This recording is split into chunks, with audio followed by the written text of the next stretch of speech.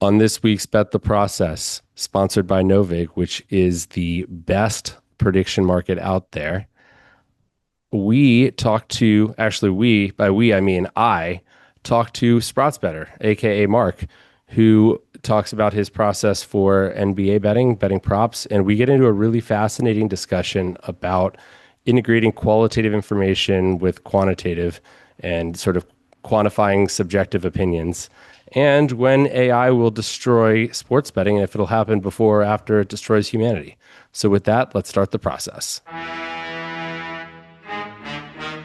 Welcome to another episode of the About the Process podcast, where I'm in Scottsdale and Rufus is on his way to Vegas, and he's going to be recording an interview with one of our favorite guests. Unfortunately, I'm not going to be there. For some people, that's probably fortunate. What are you going to do in Vegas? What are you most excited to do? To live in a regular apartment Oh, with no mold. with no. Right now, the upstairs is just like looks like there's the floor is gone for parts of it, and it's still in progress. It's gonna be finished Friday, but I've literally been camping in the living room. I brought the mattress from the guest bed downstairs, and it's like abutting the couch, and it's comfortable enough. I mean, it's a very comfortable mattress, but it's when your mattress is in your living room and it's not ideal. It isn't. I don't Um, have blackout shades down here, obviously, so you do have black mold, though. In no, terms, I don't have black mold. what kind of mold is it? I don't know, not the black kind. What's The the green. difference? Do you even know? Are you an I expert in I mold now? think black mold is worse. Yeah, I would say black mold is probably So, worse. So, have you followed this like baseball pitch scandal? I saw, yes, a little bit. I saw that the pitchers were indicted.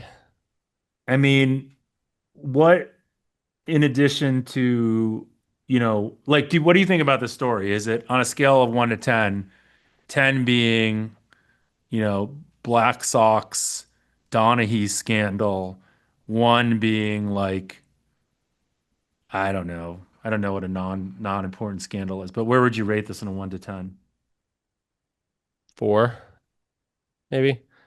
I think it's big. It doesn't impact game integrity as much as something like the Donaghy thing did. Really erode confidence. I mean, most people are like, oh, it's one pitch. But I think it's a big deal in terms of the fact showing that these micro betting markets really are ripe for manipulation. It doesn't really make a lot of sense from the perspective of these pitchers and how much they're paid to really jeopardize their careers by this. But like, I think there's Well, a lot of isn't there's it like, unanswered questions to me there. But I personally don't think that these sort of micro betting markets should be allowed. I just don't think it's good for the industry. I think the people that participate in these markets tend to either be, I guess sharp bettors occasionally, but problem gamblers. Like these are the slot machines of sports betting because you get that sort of instant gratification. You have the bet that settles immediately. So I don't think they're a good thing, and I think that the response of saying that the maximum anybody will be able to bet on these bets is $200 and that they won't do pitch ones anymore, I think, or is it just max 200 on pitch ones? Like you know, it feels kind of reactionary in the sense that like, do you remember, I think it was 2009 where somebody almost blew up a plane with toothpaste, bringing a toothpaste bottle in onto the plane with some like Delta flight like in Detroit, and then after that, we can't bring liquids and gels greater than 90 milliliters, 3 fluid ounces. So do you know what I mean? It feels like you're no, I mean, we're solving this specific problem with this specific I mean, I micro betting don't, I market, but don't, not the other ones. There's so other ones. Yeah. I don't agree with you. Okay, let's hear That your perspective. analogy. Well, the reason I don't agree with the analogy is like, you're basically saying like they made if okay, so at the core, right? Like at the core, you're saying micro betting shouldn't be allowed. So that analogy would be like saying like we shouldn't be letting people bring toothpaste on on planes anyways. So why are we letting them It bring? wasn't a good analogy, but the analogy was just saying that it's a reaction to solve this very specific thing rather than the more general issue. But that's like kind of the core question, right? Which is again, like, and I agree with you, and I would say like, what is the more general issue? Because I listened to Jeff Passan come on to Tony's show today and was pretty disappointed with the actual like crux of what they were talking about. And I'm gonna try to actually let Tony talk about it with me on Friday when I go on because I don't think they're understanding this, and I'd like to like talk to you about it and understand what like the micro betting markets. It's an interesting point because we talked a little bit about some of the problems with like the Jonte Porter case and even even that like last year when they ended that golf tournament early and people parlayed all those like exact places together and they created this huge liability, right? Like part of this is like the greed that the operators have to create these type of products that have what they would consider to be high hold or high velocity. In the case of like micro bets, there's a lot of velocity, right, where people can be betting all the time, and they're preying on the degeneracy of humans, and that's why they want to continue to offer these things. I agree. Also, Jeff, did you know that when you put your hand in front of your mouth when you're talking, it affects your sound quality? No, but I'm not putting it here. I'm putting it towards the speaker. That's the actual thing I'm doing. So hopefully it actually sounds better.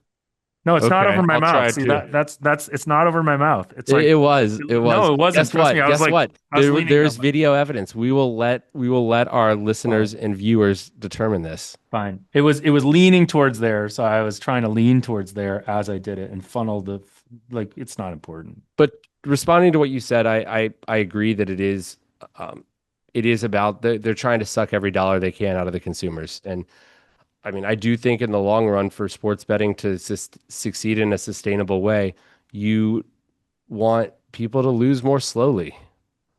You do, but the problem is everybody has the incentive right now to suck as much as they can as quickly as they can out of people. Yeah, I mean, and okay, so let's go back to this. There's a clear problem in education. Right. I Yes. think that baseball players, Emmanuel Clase, I bet he didn't realize how big a deal this was. He's like, what does it matter? It's one pitch. It's like, what's the big deal? It's not like I'm fixing a game. It's not like I'm losing on purpose. It's just one pitch, right? Like it's probably Oh, like, okay. But let's say somebody point shaves, like let's say a team that's a 40-point favorite gives up a late touchdown to not cover the spread, right? That doesn't affect the game outcome at all. Whereas one pitch, I know people will say, "Oh, it's only one pitch," but one pitch does have a real impact on the probability of a team winning if unless it was like an 11-0 game. okay, but Whereas somebody like if you have a so but I guess what I'm not arguing with you on the reality of the situation. I'm arguing with you on the perception of the situation and the education and that perception and education around for someone like Emmanuel Clase needs to be everything matters, right? Like everything, you should never be giving anyone in any inside information. If you do, you can end up, like Emmanuel Clase has got to be out of baseball forever, right? All these guys got to be out of baseball forever to set an example. yeah, I don't see there's any way he doesn't get a lifetime ban. Both of them. Anything else on this story that like legal again, we go back to legalization being net good, although here's the reason legalization potentially net bad. It created all of this like quote unquote innovation that drove the concept of micro bets, right? Like micro bets probably wouldn't have existed without legalization. And so it's just driving like innovation in the wrong direction. I So agree. I think this is like this is don't net throw the bad. baby out. This is like don't throw the baby out with the bathwater though kind of thing. This is net bad in my opinion. What, micro bets? Or Well, yes, but also this. I mean, yes, this is going to be trumpeted as a case of like, oh, legal betting exposes this, but it exposes something that wouldn't have existed without legal betting. yeah, interesting.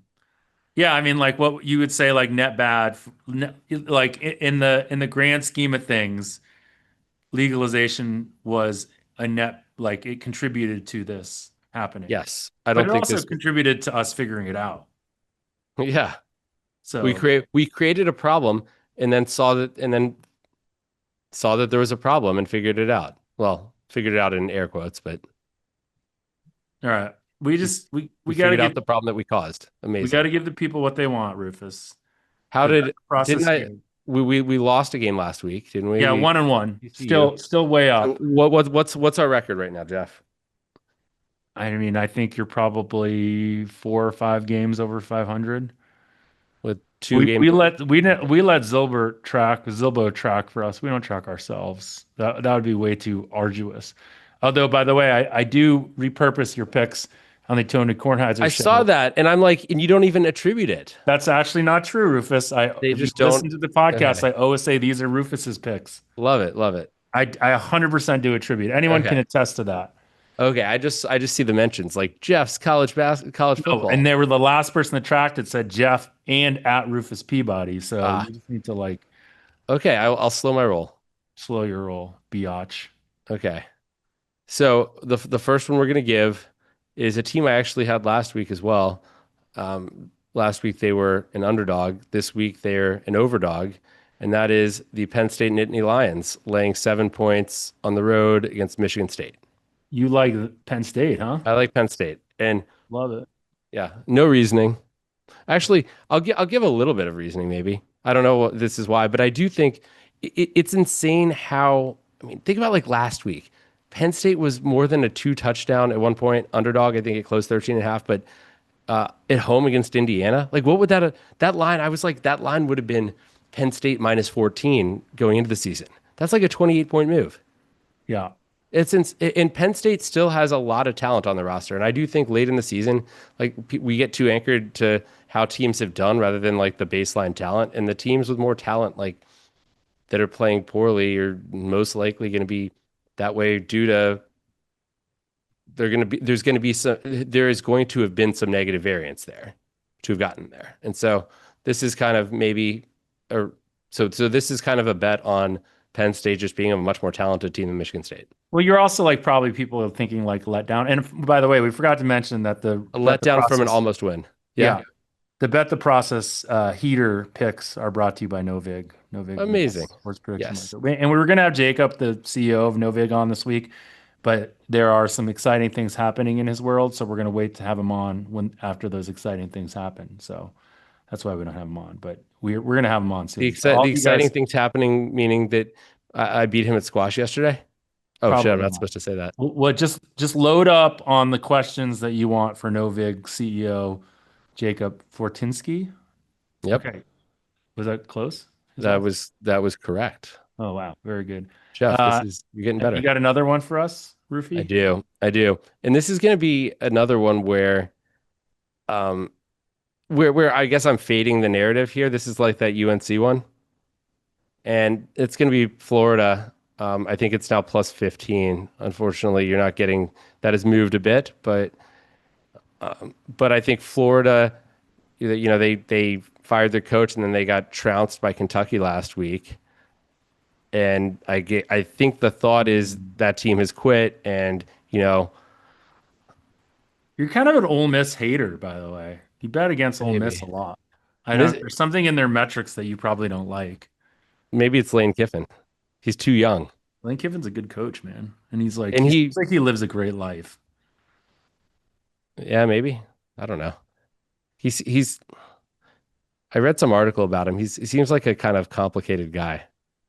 You're a complicated guy. I know that's why I can relate to him, and that's why I know that's You're why I know to fade unrelatable, him. so I don't know That's if you why I can know to relate to fade him. him. Okay, any other ones? Those two. Do we want to throw in a third? Yes. Okay, we Give the do. people what they want. I feel like I've taken no, that's an underdog. 'Cause I feel like I've had more favorites lately. The third one is the biggest position we have on the week, and it is Iowa State Hawkeyes plus 7 points at USC. Interesting. So you've been on Iowa State a reasonable It's amount this Iowa, year. Iowa, not Iowa State. Oh, you said Iowa State. Did I? Oh, Yeah, no, I said, oh, I said Hawkeyes. So sorry, the Iowa Hawkeyes +7 on the road against USC. I It's like that. the Cyclones are not involved. Yeah, you've been like you were on the Kirk Cyclones and Ferentz. against the Cyclones, and yeah. Okay. Well, N- that's great. We got 3 picks. Yeah. Hopefully it comes. Hey, by the way, have you downloaded the new No Vig app? I heard the new No Vig app looks really great. Everyone's been talking about it on the group. Was this released today? Because I have not done it today. Someone talked about, I think it was, yeah, I think it was today that they were talking about it. I know. I am very excited to do that. I have Brown not nose. yet. You're a brown noser. I am a brown Like, noser, but is it well, so look, that Jacob lets you win in squash? exactly. Well, no, I won the first 6 games, and then I let him win the last 2, so that our relationship would remain solid. Awesome. No, he beat me fair and square the last 2, but I think we both. I mean, I know I very much believe in what they're doing and think that their product is just really good, and the fact that you know with it people are losing, bettors are going to lose a lot more slowly, and it's more entertainment value for your money for a recreational bettor, and certainly there's opportunities for sharp bettors, like me, Do they have micro and bets? then Do they have micro bets? No. I don't believe they do. No. Yeah. Maybe we should have a micro betting segment not brought to you by Novig. Brought to you by Extends. Huh? Isn't that the penis enlargement advertisements things?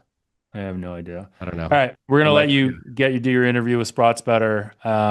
We'll head off, and we'll talk to you guys all again next week. Bet, bet the process. We now welcome into the Bet the Process podcast, Mark Pattinson, aka sprotzbettor, who, Mark, I feel like you only do podcasts with one of us now. It's either Jeff or me, not both of us. Yeah, I don't know if that's a good thing or a bad thing.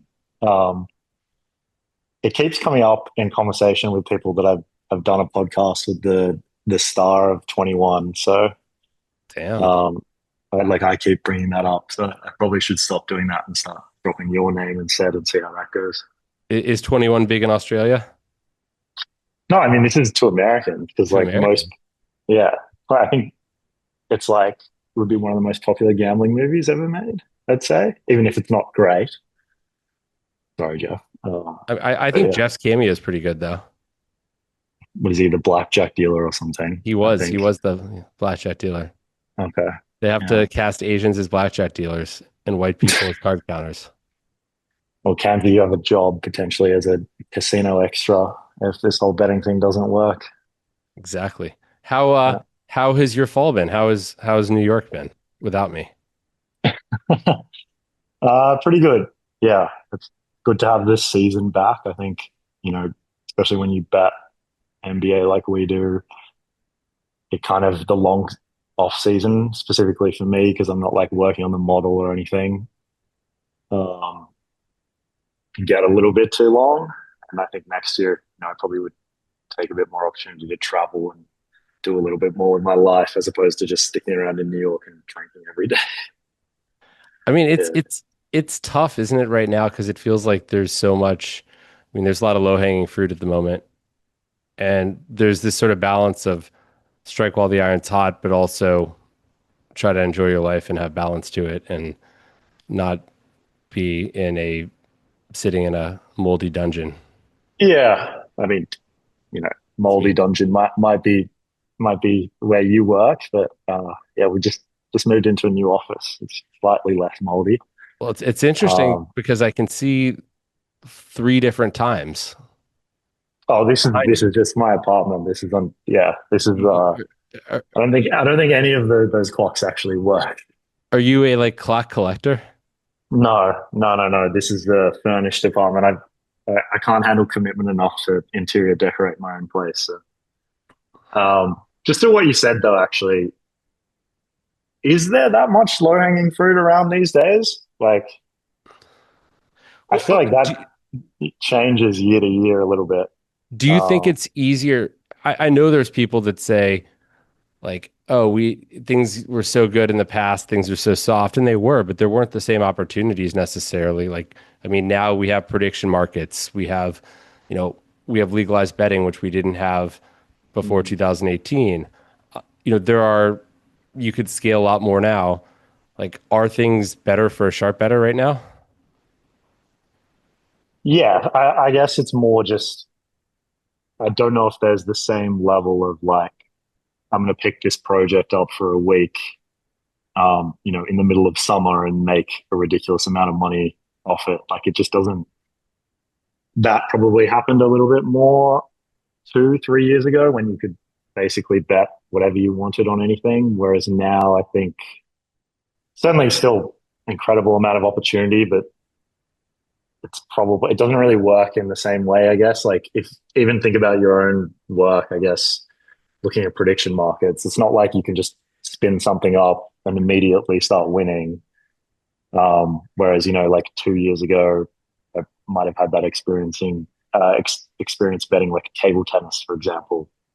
Um, I just don't really believe there's the same level of complete joke stuff as there was before, I guess. Okay, I agree with that. It's not joke stuff, but at the same time, there are things where you can put a month or two, or Hmm. if you can put in some effort and know you're probably going to get a really good return out of it.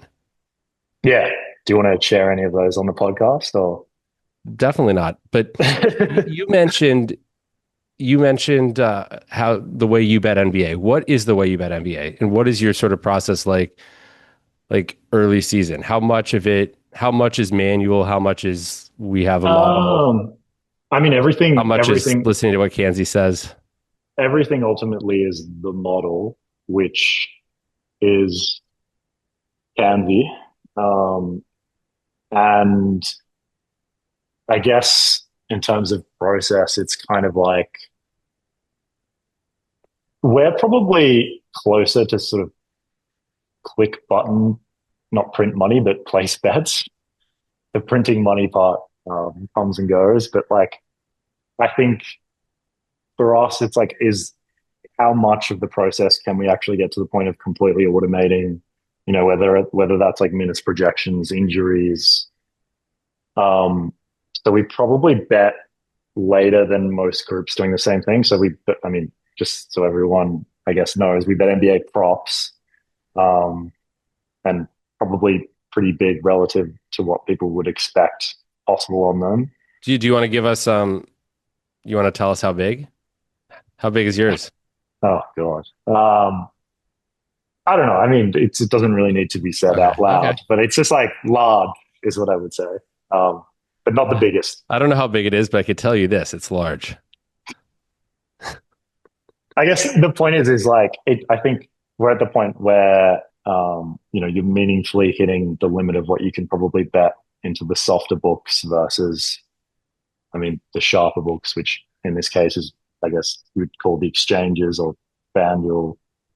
Um, so yeah, I mean, we try to bet pretty late. I think it's mostly sort of about how do we keep our accounts alive the longest, and also how do you work with people in a way where like they're able to monetize their end of the relationship too. So, if I'm betting NBA props at 9 a.m. in the morning and I send that to a mover, like, I mean, I've been a mover in this situation and been sent those bets. It's kind of like, like what is even the point of this? It's just my account's going to get banned instantly.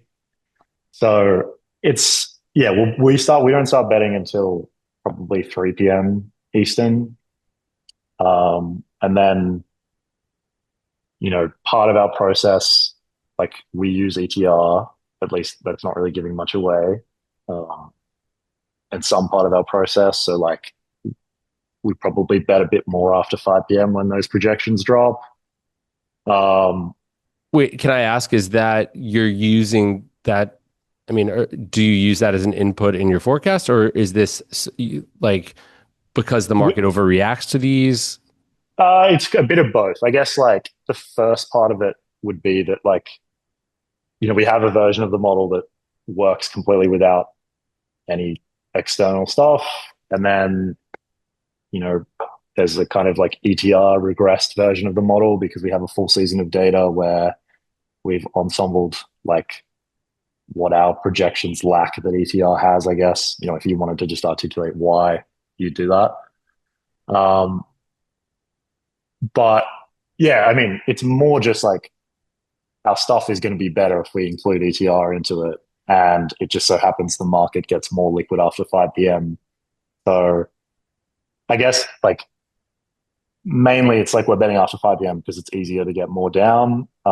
But you also have more certainty on players' roles and who's sitting, yeah, right? Because yeah, I know yeah, there's the whole yeah. conditional on this guy sitting. This other guy's projections are going to look very different, right? And what happens, and that you could get either hurt or helped by that. But if you get helped, you can burn it.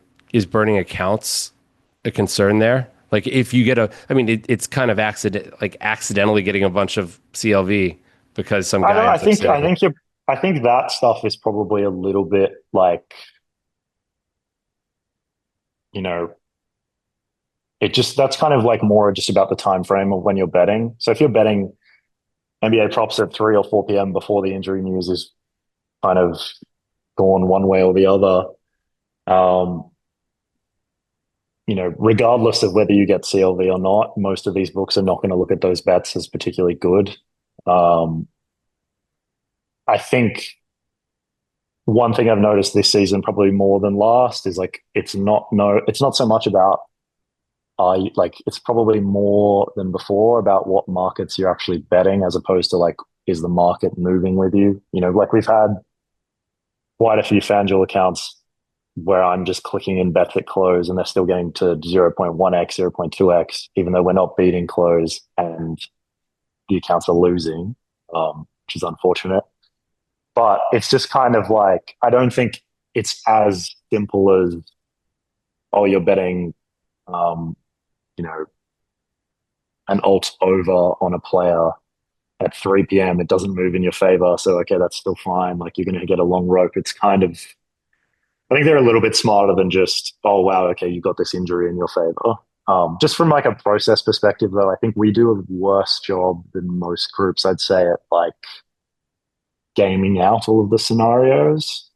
Um, you know, I'm not sure if you've seen it, but like Unabated, for example, has a scenarios tool where you can kind of switch between um, players being in or not in, and you having a pretty good idea of like how every scenario is priced. We probably tend to err on the side of um, is this bet unambiguously good Okay, based so on like the news situation as it is now, as opposed to like let's price out every combination of injuries and have like an estimate of like this guy's 40% in, someone else is 50% in, which I think some people definitely are doing. and that's some people are getting alpha from being able to better do that than the market, or you think they're just Yeah, doing for that so sure. that they can bet early? I mean, Or it's a mix both. of both. It's a mix of both. I mean, if you can bet early, you're also betting into, I mean, I'm sure that's what you meant, but like you're betting into a softer set of prices too. That's exactly what I meant. Um, but like, yeah, if you listen to, I think there was a Risk Takers podcast with this guy. His name's like Calvin Hobbs on Twitter. His entire It's a great process name. is is kind of like uh, looking at like coach speak injury news at a very granular level and like figuring out like what that means. And not only injuries, but also like rotational stuff. Our involvement on that end is kind of more, you know, knowing the kind of situations where we're going to be weak, probably on the automation front, and kind of just relying on it. Like I sort of know, you know, the players, for example, where our minutes distribution um, is going to be wrong, and so therefore, like some of the alts and some of the things that we typically should be betting based off what the model says, like we probably don't end up betting. Like, I'll give it one example, a little crumb for the people listening out there. Like Muhammad Way last year, I think like some games he played 9 minutes, some games he played 25. And like we have some stuff featureized in our model where it just interacts badly with a player like that. So it's just like those sorts of situations are probably where we would be weak, where someone like that would be good, even beyond just injuries. Like a Calvin Hobbs is going to listen to the press conference and probably figure out that like today this guy's going to play a bit more than yesterday. Like he might have a really good understanding of what that coach's tendency is in a different matchup. But, you know, I think with all these things, it's kind of only a matter of time before it's in the model. So yeah, I just kind of listen to what it says and click. So what is the source? I mean, I guess broadly speaking, or as specific as you want to get, what is the source of your alpha on props? Is it Uh, I mean, is it like doing just good data science on things, or do you think you guys approach this in a different way than anybody else in certain ways, you know, asking better questions of the data? um, yeah, I think it's sort of it's definitely asking better questions of the data. Um, you know, it's obviously like it's kind of a hard thing to talk about because there is a very obvious answer, but I'll leave it at that, I guess, for that part. But There's a like the very actual, obvious answer. well, it's like I think the main thing It's is not like you just have one angle, obviously. It's no, no, no, you're no, no, building no. models, you have projections. Yes, I think the main thing is just that we'd like the data science includes as much like stuff as possible. So, you know, whether it is like ETR projections, um, you know, market adjustments, whatever the consensus market is at a particular point in like the betting cycle, it's kind of get as much as possible as you can into what we do and then do as good of a job with what you have. And so far it's been really good. Um, I think there is still a reasonable amount of alpha just in that, but it probably like you just have to be really good. I'm not claiming to be that. Well, but it sounds like you're humble too, in the sense that you acknowledge your model doesn't have everything, and ETR adds something, the market adds something. I think the main thing, I guess, I don't know if you can relate to this with how you do things, but it's like our kind of skill set is not being, you know, insanely good at every part of like the minutia of the process. It's like you might have a data leak here, you might like something might be broken somewhere at any Something's always point. broken somewhere. Um, and I think like when we were first betting, particularly on this stuff, just because of like how complex the data pipelines are and everything, like you will just make these insanely stupid errors. Like I think we lit some absurd amount of money on fire because um, I can definitely say this because it's not an edge. We thought for whatever reason that I think like basically Kanzi fucked up the zero inflation of some particular prop. And we thought we'd found some generational edge on over under 0.5. I can't even remember which prop it was because it was a long time ago now, but like you just have situations like that that come up. And if you can't find where you've gone wrong in your process, like you just sort of, you can like, yeah, you can lose a lot of money. So I guess the way that we do things now is having seen a few of those is just to kind of be, if something looks like it's wrong and if something is, you know, consistently coming up as an edge against the market is to assume that we're probably wrong in that part of things, especially when you're betting close to post and you're betting into like a pretty liquid market at that point. How often are you realistically going to be finding edges that are as big as whatever your model is saying? Even if you have to think like that, like naturally the edge is probably already too big, right? But are you sort of like, this edge looks so big, there's something we're missing, we shouldn't bet this? Or are you like, our edge probably isn't as big as this, but we're confident there still is an edge? So It's just that's it's always the usually difficult part, right? I mean, it's it's like you yeah. me in Florida this week for college football. Yeah. I mean, I think the good thing is that you're probably never like unless you get a perfect storm of what the edge actually is, you're never really going to be able to hit the ceiling of risk, I guess. Like doesn't matter how huge we are. Like it's like you're gonna have to find a situation that would literally be like most marquee player on a slate betting their over points at like every part of the distribution. Um, and that is probably the only time where you're going to be able to get enough risk down to like genuinely be worried about like how much you're betting because it's kind of the discussion is kind of like okay we like this so let's bet this and then everything goes into like the same package of stuff that gets bet and it's not necessarily super calibrated to like okay we have this much of an edge on this so let's get as much as possible on this one and slightly less on this one. It's more just like, all right, this is a big edge. You're betting. This is a medium size edge. This is a small edge. And like even most of the time, because of the nature of like parlays and that kind of thing, like it's really hard to even know exactly what we would have on a particular position on any given night. Like you'd rather spend time like it's not so disorganized, but it's more just like building the trading tools to know all of these things. Not actually a simple thing to do. And there's probably better investments of time when you're not, you know, brushing up against the edge of like how much you actually want on a position, right? Like Yeah. I don't know if you relate to that, but like No, I agree with that. I mean, I think that spending a lot of time on like the sizing thing is I think people that aren't bettors, like full-time bettors, think it's a more important consideration. But most of the time you're like, we're betting this, so we're gonna get down what we can on it.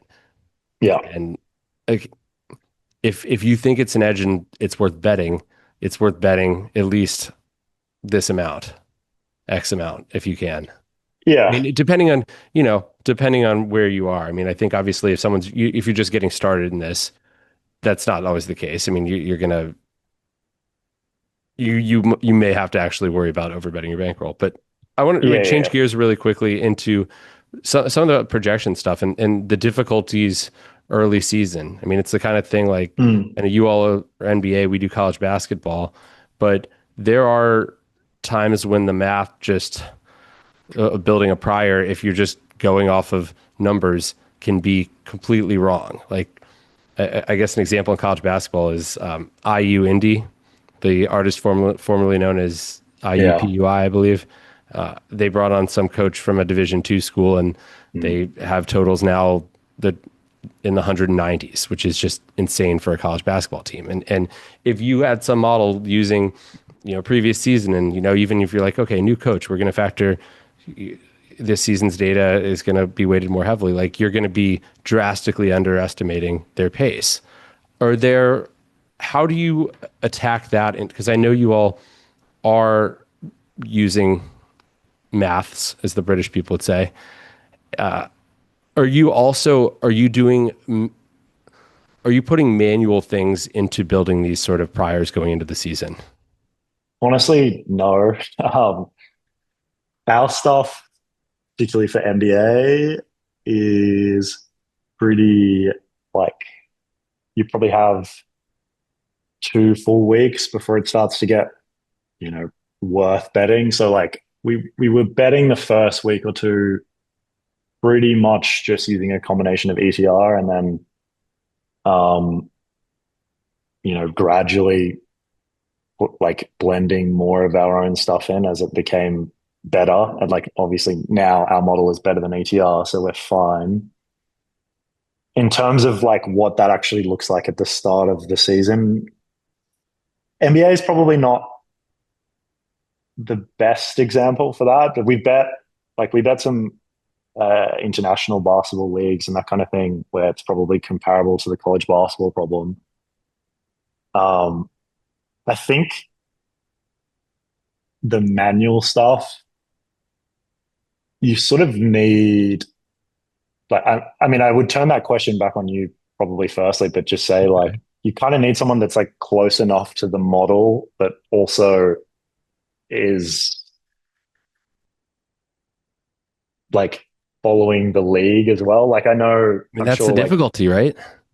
yeah, but I mean I think if you look at like the structure of Star Lizard and like all of these companies that are doing things in an industrial scale for soccer, for example, like that's what all of their analysts do. Like they have these insane front ends on their models where you can make all of these manual changes and adjustments to whatever the forecast might be for a particular game. And I think, Like um, you can yeah, sorry, go. well, no, I'm the one interrupting here. I have to stay on brand for Bet the Process, but like quantifying qualitative stuff almost in a model, you have some, maybe you could put in some sort of like, I don't know. Mm. Yeah. But Have like, you got a guess there? What's happening? I actually have somebody I'm training, believe it or not. Oh, okay. But, and he fell asleep and started snoring. So I have to tell him, get back to work. But, it's, I just meant like things that you can't, you might not actually that are subjective to some extent, but if you build out a data set with these subjective things, you can sort of say like, oh, when we assign a rating of like like like a team's health rating or maybe a play, right? Like that's a very broad example that wouldn't really be Yeah. useful. But like if you said, okay, we think this team is a 7 out of 10 in terms of their health, like Mm. and or fatigue or something like that, then you put that in, you can put that in the model and then you have someone that can subjectively do that. And I kind of think that's almost really is kind of the next frontier in a way of Well, it's not the next frontier. no, I but it think is like that's like, but it's the next above doing like having a good model and all that. oh, I think the like if you want to do that at small scale, like you need someone to go back and do like the studies and that kind of thing to know what the effect sizes of all of these things are. And if you talk to like the kind of one man shop type people that are on Twitter and publicly facing, like the I don't know, Mr. Peanut Butter type people, those guys are close enough to their models, but also close enough to the market where they kind of have an intuitive understanding of what all of these things are worth. Right. Uh, And they're I think it's easier as a one person operation to do that. And I think it becomes much yeah, harder as you scale to do it. but And it's yeah, really but what that's you're saying, it's really hard to do it well. There needs to be a lot of intentionality. And I didn't know this about Star Lizard, but it sounds like they do a very good job of integrating the two so that you can get the benefits of having all these people's eyes on it and without them being too distanced from the process, like the modeling side to be able to, like, so they can actually integrate it. yeah. I mean, I think the whole thing with that as a question is basically just you need more data, and what that data is basically all of these possible questions that you might have about a particular game. Like, I'll give you an example from Star Lizard, for example. Like, they had someone just rate motivation I love for this both teams, like, and it was just recorded somewhere, and then you go for back and every game. And yeah, like you see if it's right, if it adds anything. yeah, It's and I think the thing is like, I mean, I don't know this for sure, relatively speaking, but like, if you're a data scientist, like, you could go back and probably calculate some motivation coefficient from the leverage of the game in the league and whatever, but nothing can really substitute for the vibes of someone who's actually following the league, watching the game. Like, you just have all these weird effects, like I agree. um, you know, Wait, Florida this week, they fired their coach in football, mm, college football. They fired their coach, I guess not last week, the week before, but they fired their coach, then lost like 38-7 to Kentucky. mm, And now the maths on my math suggests they should be a 9 point underdog and they were getting 17 points. And now they're getting 15 points. We did bet it, but Does your math include like coach No, it doesn't. firing? But I'm like, how much can that Yeah, possibly be worth? But I know that's probably yeah, worth something. And if you built some model the way you were saying, you're not gonna. It's not like, oh, coach is gone and they lost a game, because there's different, or like, like coach gets and, fired in sex scandal is different to like coach gets fired if the performance is bad kind of thing. right. Like that's yeah, And the like rumors, like earlier this year, the rumors of yeah. Belichick's assistants all leaving for UNC football, like, Mm. there's all sorts of there's these things that you can't pick up. And I think if you tried to go back and find them, you're going to be biased because you already know what happened afterwards, and you're like, oh yeah, Yeah. that wasn't a real thing, because like the Belichick, that wasn't a real thing, but people thought it was at the time. Yeah, I think there's probably a lot of stuff you can do. Um, I mean, this is not really alpha, I guess, but it's like vaguely alpha. If you could, in theory, set up some sort of like data collection process with AI agents where you didn't collect any information from after certain checkpoints, like from news articles, social media, whatever, like that is getting into like pipe dream level stuff, but it's probably not that hard to do. Like you could probably do some of this work without having some human do it and probably get to the same kind of like subjective ratings in this way.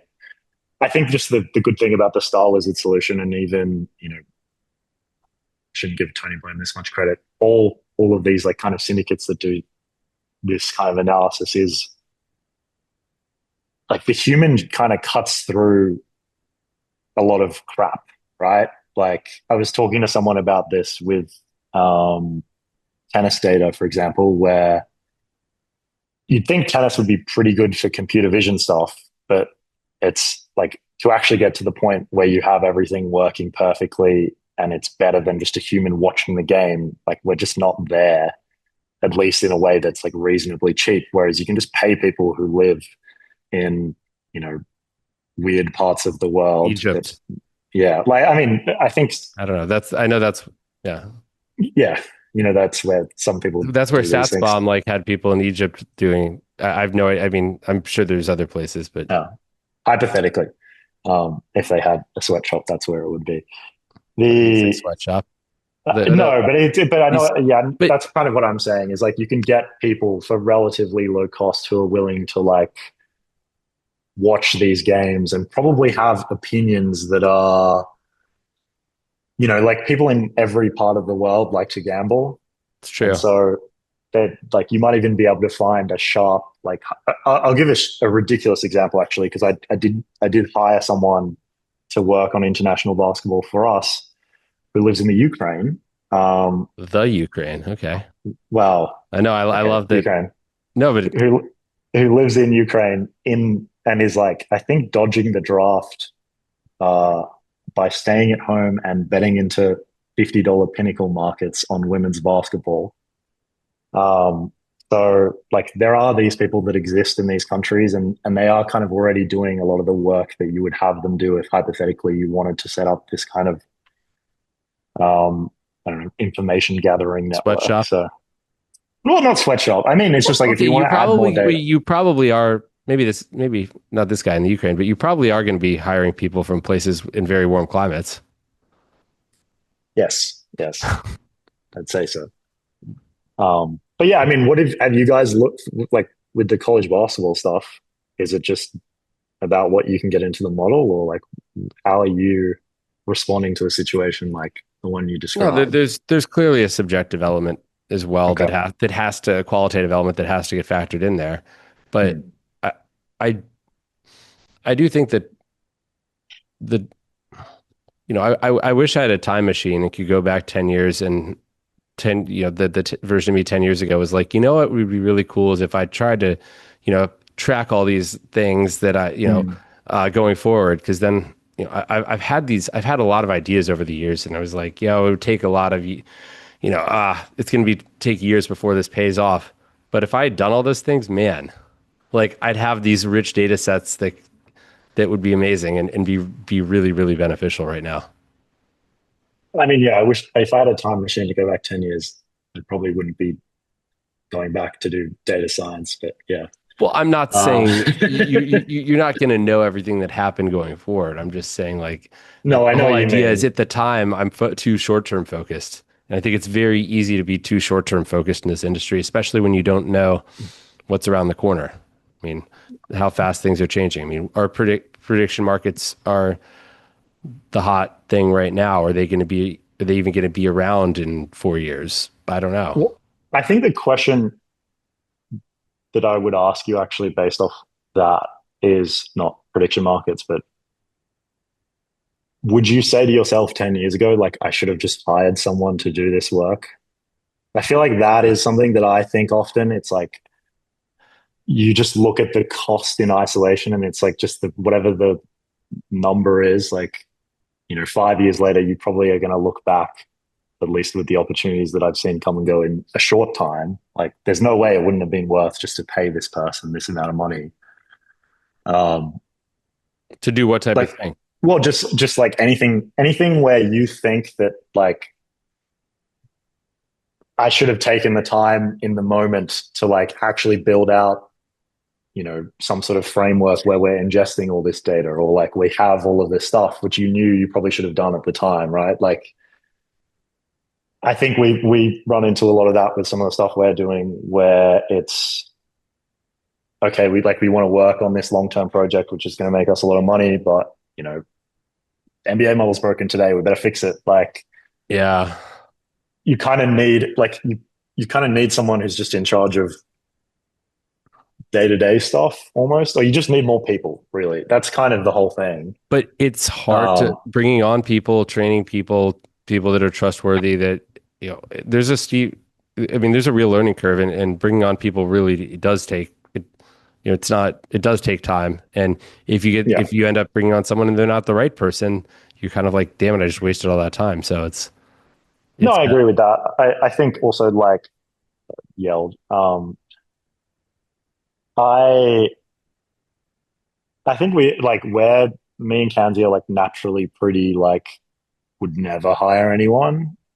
Just because it's like, I mean, we just did, and yeah, he's very, very good. But it's like, you know, I mean, we're both like ADHD. I think everyone in professional gambling is that. Like, I thought everybody was autistic. They can't be I, both. no, you can be both. You can?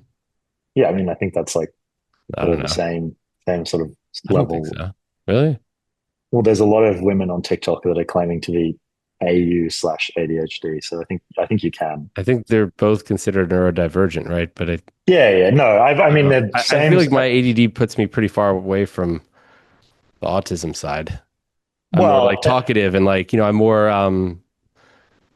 like yeah. I'm like a very social person, right? Because Yeah, which you I can don't be know. both. You can be both.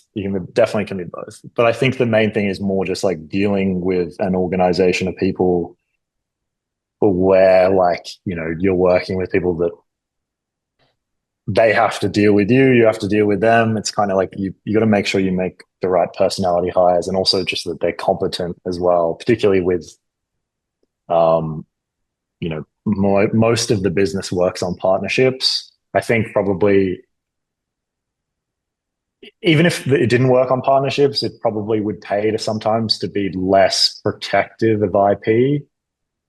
Um, at least for us, like good luck anyone trying to trying to deal with Kanzi's code base. I mean, that's like my code base. I get it. Yeah, like it's It's kind of like if someone's going to like, steal it, like they don't have your connections to bet the stuff. If they're going to want to scale to your size and like kind of eat your lunch, they're going to have to go through people that you know. yep.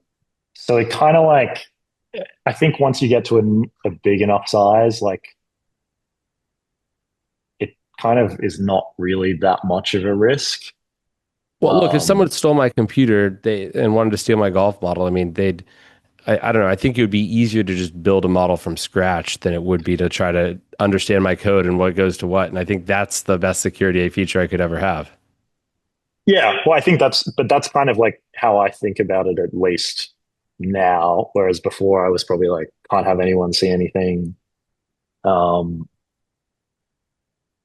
Yeah, it's Yeah. just ultimately like the business relies so heavily on who you know and how you can bet and how much you can scale this stuff. Like, I mean, I wouldn't have Kansas as a business partner if I didn't have the network that I have. So it's sort of like for me to be, weird about intellectual property is kind of like a stupid thing. So, um, yeah, it's just, I guess, Can I say the great thing about what we talked about in the whole,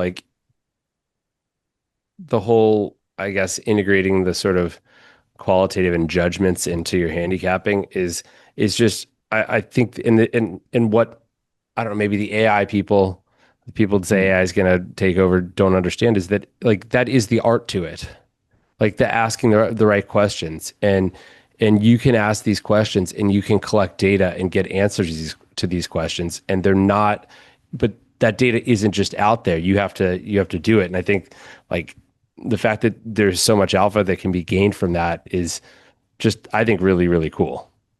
yeah. I mean, I think that the process of what it looks like for AI to kill everything, probably not looking at humanity here, just betting markets. Um, I don't think it really looks like what you would think it would look like, I guess. Yeah. Um, I mean, I think there's just always going to be dumb prices that are there for someone to click. Definitely, like, this is not an AI thing, but like people are becoming faster and faster at botting prices for less money when they drop. So you're probably seeing less like, you know, 25-point wrong spread at Bet365 lasting until the rest of the market opens. But I think like where it actually will kill things is when, these big groups start picking it up and something like computer vision becomes very easy to implement across any sport, any league. And so suddenly like everyone has the equivalent of tracking data or, forget the NBA, but like extra games, college basketball, right? Like that's probably where it starts to get a bit, um, like where is your alpha coming from at that point? I'm sure there'll still be a way, and I'm sure like someone still has to build all of those things. But it's kind of interesting to think about like what does it actually mean for AI to like take away all the edge? Like just one day, just Chat GPT just becomes like a super forecaster or something. Like I don't know. Like I mean, I think when that happens, they may have already destroyed humanity. So maybe it's not worth worrying about. yeah, But fair enough. Mark, I actually have to go I have to leave my apartment, my mold infested apartment, to get to the airport in about a Okay. half hour and haven't packed. So we're gonna have to wrap this up. But really enjoyed it. I thought this was a really Yeah. fascinating discussion, and Hope ever. Yeah. we'll Hope everyone else enjoys it. we'll see if Jeff enjoyed it. All right. All right. I have a lot to live up to when I do these solo interviews because he's been kind of crushing it. So, um, so thank you. Okay. Cool. See ya. Bet the process.